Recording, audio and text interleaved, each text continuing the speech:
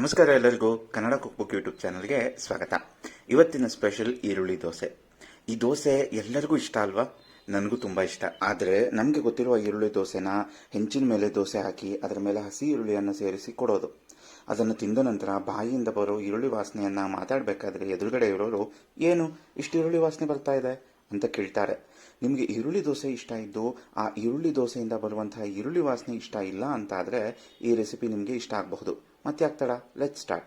ಮೊದಲಿಗೆ ದೋಸೆ ಹಿಟ್ಟನ್ನು ಮಾಡ್ಕೊಳ್ಳೋಣ. ಇದಕ್ಕೆ ಈ ಕಪ್ನ ಅಳತೆಯಲ್ಲಿ 1 ಕಪ್ ಉದ್ದಿನ ಬೇಳೆ, 3 ಕಪ್ ಅಕ್ಕಿ, ನಾನು ಇಲ್ಲಿ ಸೊಸೈಟಿ ಅಕ್ಕಿಯನ್ನು ತೆಗೆದುಕೊಂಡಿದ್ದೇನೆ, 3/4 ಕಪ್ ಸಾಬುದಾನ ಅಥವಾ ಸಬ್ಬಕ್ಕಿ, 3/4 ಕಪ್ ಅವಲಕ್ಕಿ, 1 ಟೇಬಲ್ ಸ್ಪೂನ್ ಮೆಂತ್ಯ ಕಾಳು. ಇವೆಲ್ಲವನ್ನ 3-4 ಬಾರಿ ನೀರಿನಿಂದ ತೊಳೆದು 6ರಿಂದ 8 ಗಂಟೆ ನೀರಿನಲ್ಲಿ ನೆನೆಸಿಡೋಣ.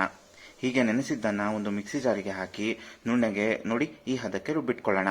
ಹೀಗೆ ರುಬ್ಬಿಟ್ಟುಕೊಂಡ ಹಿಟ್ಟನ್ನ ಪೂರ್ತಿಯಾಗಿ ಕಲಸ್ಕೊಂಡು ಒಂದು ಇಡೀ ರಾತ್ರಿ ಹುದುಗಲು ಬಿಡೋಣ. ನೋಡಿ ಈ ಹಿಟ್ಟು ಎಷ್ಟು ಬೆಳ್ಳಗೆ ಮೃದುವಾಗಿದೆ. ಹೀಗೆ ಉದುಗಲು ಇಟ್ಟ ದೋಸೆ ಹಿಟ್ಟಿಂದ ಸ್ವಲ್ಪ ಹಿಟ್ಟನ್ನು ತೆಗೆದುಕೊಂಡು ಅದಕ್ಕೆ ಸ್ವಲ್ಪ ಉಪ್ಪು ಹಾಗೂ ಅಡುಗೆ ಸೋಡವನ್ನು ಸೇರಿಸ್ಕೊಳ್ಳೋಣ. ಗಟ್ಟಿಯಾಗಿರೋ ಈ ಹಿಟ್ಟು ನೋಡಿ ಎಷ್ಟು ಸ್ಪಾಂಜಿಯಾಗಿ ಏರಿಯಾಗಿ ಬೌನ್ಸಿಯಾಗಿದೆ. ಈಗ ಈ ಹಿಟ್ಟನ್ನ ದೋಸೆ ಹಿಟ್ಟು ಮಾಡ್ಕೊಳ್ಳೋದಕ್ಕೆ ಈರುಳ್ಳಿಯನ್ನು ಸೇರಿಸ್ಕೊಳ್ಬೇಕು. ಇದು ಹೇಗೆ ಅಂತ ತಿಳ್ಕೊಳ್ಳೋಣ. ಇದಕ್ಕೆ ಒಂದು ದೊಡ್ಡ ಗಾತ್ರದ ಈರುಳ್ಳಿ ಹೀಗೆ ಸಣ್ಣಗೆ ಹೆಚ್ಚಿಟ್ಕೋಬೇಕು. ಒಂದು ಹಿಡಿ ಕರಿಬೇವು, 1 ಟೇಬಲ್ ಸ್ಪೂನ್ ಕಡಲೆಬೇಳೆ, 1 ಟೇಬಲ್ ಸ್ಪೂನ್ ಉಪ್ಪು, 2 ಟೇಬಲ್ ಸ್ಪೂನ್ ಅಡುಗೆ ಎಣ್ಣೆ ಹಾಗೂ 2 ಹಸಿಮೆಣಸಿನಕಾಯಿಯನ್ನ ಹೀಗೆ ಸಣ್ಣಗೆ ಹೆಚ್ಚಿಟ್ಕೋಬೇಕು.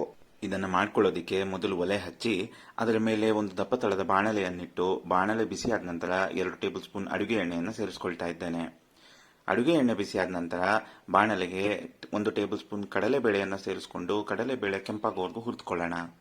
ಹೀಗೆ ಕಡಲೆಬೇಳೆ ಕೆಂಪಾದ ನಂತರ ಬಾಣಲೆಗೆ ಕರಿಬೇವಿನ ಸೊಪ್ಪನ್ನು ಸೇರಿಸ್ಕೊಳ್ತಾ ಇದ್ದೇನೆ. ಕರಿಬೇವಿನ ಸೊಪ್ಪು ಗರಿಗರಿಯಾಗುವವರೆಗೂ ಹುರಿದುಕೊಳ್ಳೋಣ. ಹೀಗೆ ಕರಿಬೇವಿನ ಸೊಪ್ಪನ್ನು ಸೇರಿಸಿಕೊಂಡು ಬಾಡಿಸ್ಕೊಂಡ ನಂತರ ಬಾಣಲೆಗೆ ಈರುಳ್ಳಿಯನ್ನು ಸೇರಿಸಿಕೊಂಡು ಬಾಡಿಸ್ಕೊಳ್ಬೇಕಾಗತ್ತೆ. ನೆನಪಿಡಿ, ಈರುಳ್ಳಿಯನ್ನ ಪೂರ್ತಿಯಾಗಿ ಬೇಯಿಸೋ ಅವಶ್ಯಕತೆ ಇರೋದಿಲ್ಲ. ಈರುಳ್ಳಿಯಿಂದ ಹಸಿ ವಾಸನೆ ಹೋಗುವವರೆಗೂ ಮಾತ್ರ ಬೇಯಿಸ್ಕೊಳ್ಳೋಣ. ಹೀಗೆ ಈರುಳ್ಳಿಯನ್ನ ಮೊದಲೇ ಹುರಿದುಕೊಂಡು ಹಿಟ್ಟಿಗೆ ಸೇರಿಸಿಕೊಂಡು ದೋಸೆ ಹಾಕೊಳ್ಳೋದ್ರಿಂದ ದೋಸೆಯಿಂದ ಈರುಳ್ಳಿ ವಾಸನೆ ಇರೋದಿಲ್ಲ. ಹೀಗೆ ಈರುಳ್ಳಿಯನ್ನು ಹುರಿದುಕೊಂಡ ನಂತರ ಸ್ಟವ್ ಅನ್ನ ಆಫ್ ಮಾಡಿ ಈ ಬಾಣಲೆಯನ್ನ ತಣ್ಣಗಾಗೋದಕ್ಕೆ ಬಿಡೋಣ. ಇದು ತಣ್ಣಗಾದ ನಂತರ ಇದರ ಜೊತೆ ಅರ್ಧ ಕಪ್ ತುರಿದ ಕ್ಯಾರೆಟ್, 1/4 ಕಪ್ ಕೊತ್ತಂಬರಿ ಸೊಪ್ಪು ಸಣ್ಣಗೆ ಹೆಚ್ಚಿದ್ದು ಹಾಗೂ ಬೇಕಿದ್ದಲ್ಲಿ 1/4 ಕಪ್ ಸಣ್ಣಗೆ ಕಟ್ ಮಾಡಿದ ತೆಂಗಿನಕಾಯಿಯನ್ನು ಹಿಟ್ಟಿಗೆ ಸೇರಿಸಿಕೊಂಡು ಪೂರ್ತಿಯಾಗಿ ಕಲಿಸ್ಕೊಳ್ಬೇಕು. ಹೀಗೆ ಎಲ್ಲವನ್ನ ಸೇರಿಸಿ ಕಲಿಸ್ಕೊಂಡ ನಂತರ ದೋಸೆಗೆ ಹಿಟ್ಟು ರೆಡಿ ಆಗುತ್ತೆ. ಈಗ ದೋಸೆಯನ್ನು ಹಾಕೊಳ್ಳೋದಕ್ಕೆ ಮೊದಲು ಒಲೆ ಹಚ್ಚಿ ಅದರ ಮೇಲೆ ದೋಸೆ ತವಾನ ಇಟ್ಟು ಅದನ್ನು ಬಿಸಿ ಆಗೋದಕ್ಕೆ ಬಿಡಬೇಕು.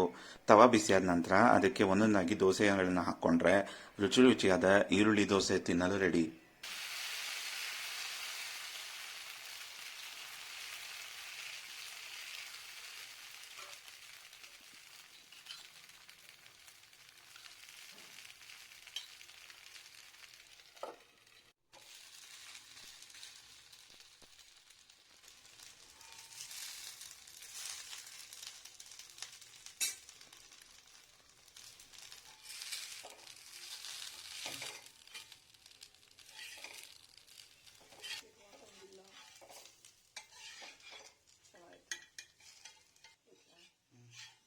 ಈಗ ಈ ದೋಸೆ ಜೊತೆ ತುಂಬಾ ಟೇಸ್ಟಿಯಾಗಿ ಕಡಲೆ ಬೀಜದ ಚಟ್ನಿಯನ್ನ ಮಾಡ್ಕೊಳ್ಳೋಣ.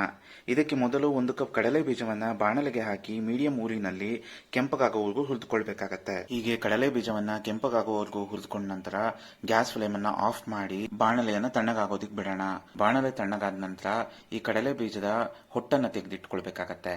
ಈಗ ಈ ಚಟ್ನಿಯನ್ನು ಮಾಡ್ಕೊಳ್ಳೋದಕ್ಕೆ ಬೇಕಾಗಿರುವ ಸಾಮಗ್ರಿಗಳು: 4ರಿಂದ 5 ಹಸಿಮೆಣಸಿನಕಾಯಿ, 1 ಹಿಡಿ ಕೊತ್ತಂಬರಿ ಸೊಪ್ಪು, ಅರ್ಧ ಕಪ್ ಕಾಯಿ ತುರಿ, ಅರ್ಧ ಕಪ್ ಹುರಿದ ಕಡಲೆ ಬೀಜ, 1 ಗೋಲಿ ಗಾತ್ರದ ಹುಣಸೆ ಹಣ್ಣು, 1/4 ಟೀ ಸ್ಪೂನ್ ಬೆಲ್ಲ, 4 ಎಸಳು ಬೆಳ್ಳುಳ್ಳಿ, ಅರ್ಧ ಇಂಚ್ ಶುಂಠಿ ಹಾಗೂ 1/4 ಭಾಗ ಮೀಡಿಯಂ ಗಾತ್ರದ ಈರುಳ್ಳಿ.